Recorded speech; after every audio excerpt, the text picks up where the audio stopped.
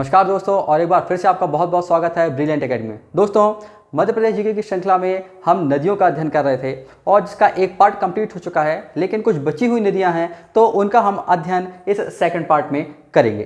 तो यहाँ पर मैं सबसे पहले बात करता हूँ तवा नदी की, और शुरुआत करते हैं यहाँ पर हम तवा नदी से। तो तवा नदी की मैं बात करूँ, इसके उद्गम स्थल की हम बात करते हैं।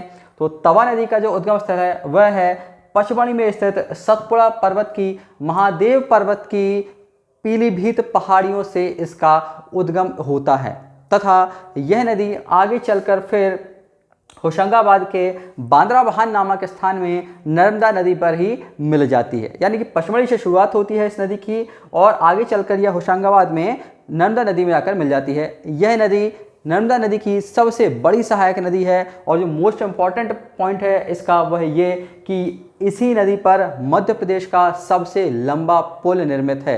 तो क्वेश्चन अगर आता है कि किस नदी पर सबसे लंबा पुल निर्मित है, तो वह है तवा नदी, उसका आंसर सही होगा।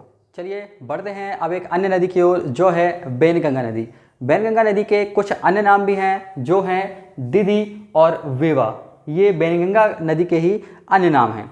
उद्गम की मैं बात करूं तो बैनगंगा नदी का उद्गम जो है वह सिवनी में प्रतापपुर के निकट परसवाड़ा के पठार से निकलती है, तथा आगे जाकर यह महाराष्ट्र में वर्धा नदी से मिल जाती है।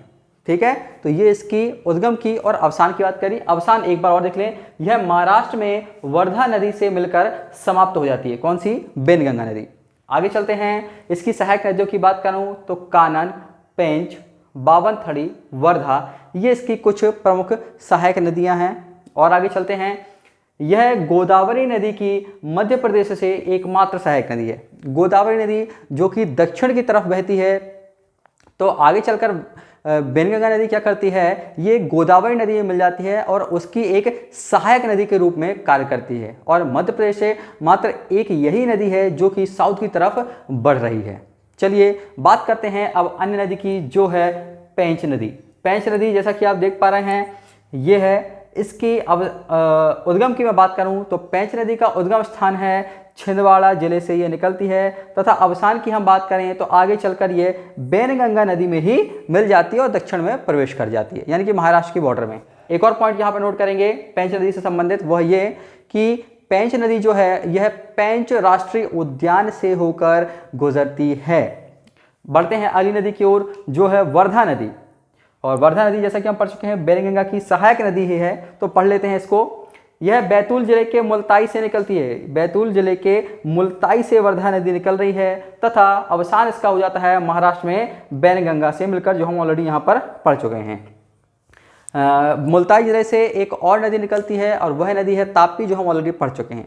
यहाँ पर जो मोस्ट इंपॉर्टेंट प्रश्न बनता है फ्रेंड्स, वह ये कि बैनगंगा नदी तथा वर्धा नदी आगे चलकर ये दोनों नदी महाराष्ट्र में जाकर मिल जाती हैं, तथा इन दोनों का जो मिलन स्थान रहता है या इनका मिलन बिंदु वह कहलाता है प्राणहिता के नाम से जाना जाता है। इसको नोट करिएगा, कई बार पूछा गया है कि वर्धा और बैनगंगा का मिलन क्या कहलाता है, तो प्राणहिता के नाम से ये जाना जाता है। दक्षिण में प्रवेश करने वाली नदियों के बाद अब मैं चर्चा करूंगा दो और नदियों की। हैं तो बहुत छोटी नदियां, लेकिन कई बार इनसे प्रश्न पूछा जाता है। तो चलिए बढ़ते हैं। पहली नदी है कूनो नदी।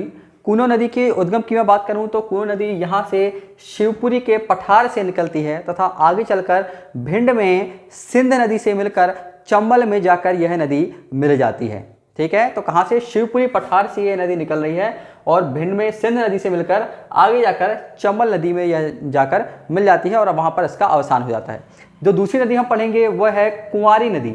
इसके उद्गम की बात करें तो यह नदी भी इसी जगह से शिवपुरी के पठार से ही निकल रही है। अवसान की मैं बात करूं तो यह भिंड जिले की लाहार तहसील से सिंध नदी में मिलकर खत्म हो जाती है। एक बार और देख लेंगे, शिवपुरी पठार से यह निकलेगी, भिंड जिले में जाएगी, आगे जाकर उसकी लाहार तहसील में चलकर सिंध नदी में जाकर इसका समापन हो जाता है।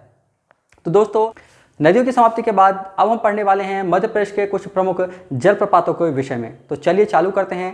तो सबसे पहले हम पढ़ेंगे नर्मदा नदी पर स्थित जलप्रपातों के विषय में। तो चालू करते हैं। पहला हम जो जलप्रपात पढ़ने वाले हैं वह है कपिलधारा जलप्रपात। नर्मदा नदी पर यह स्थित है और यह अनूपपुर यानी कि अनूपपुर जिले में स्थित है। उद्गम स्थान से 8 किलोमीटर की दूरी पर, यानी कि नर्मदा नदी का जहाँ से उद्गम हुआ है वहाँ से 8 किलोमीटर की दूरी पर सबसे पहला जो आपको जलप्रपात पड़ता है वह है कपिलधारा। आगे बढ़ेंगे, जो दूसरा जलप्रपात है वह है दुग्धधारा जलप्रपात। ये भी नर्मदा नदी पर स्थित है तथा इसके स्थान की बात करें तो यह भी अनूपपुर जिले में स्थित है और उद्गम स्थान से 10 किलोमीटर की दूरी पर स्थित है। तीसरा बढ़ेंगे हम, तीसरा जो जलप्रपात है वह है धुआंधार जलप्रपात। यह भी नर्मदा नदी पर ही स्थित है और इसकी मैं अवस्थिति की बात करूं तो ये जबलपुर में स्थित है। जबलपुर से 21 किलोमीटर की दूरी पर स्थित है ये जलप्रपात। धुआंधार जलप्रपात को आप भेड़ाघाट के नाम से भी जानते हैं या भेड़ाघाट जलप्रपात के नाम से भी इसको ख्याति प्राप्त है।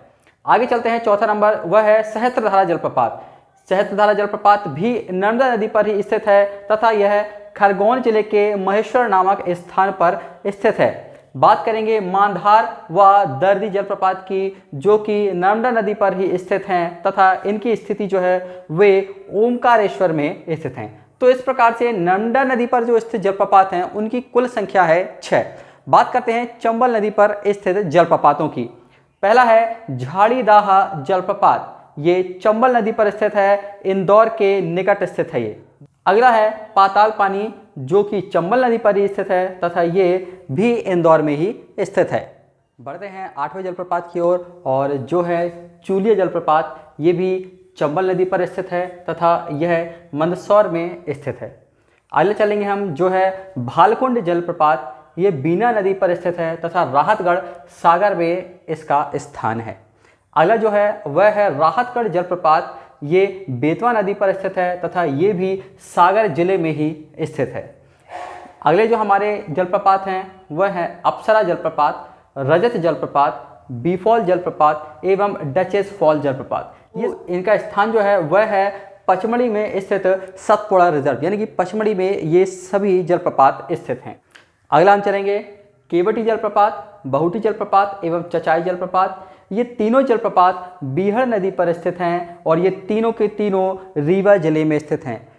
चचाई जलप्रपात मध्य प्रदेश का सर्वाधिक ऊंचाई, यानी कि सबसे अधिक ऊंचाई पर स्थित जलप्रपात है और इसकी ऊंचाई है 130 मीटर। बहुत ही मोस्ट इंपॉर्टेंट क्वेश्चन है, इसको आप अंडरलाइन कीजिएगा, कई बार प्रश्नों में पूछा भी गया है।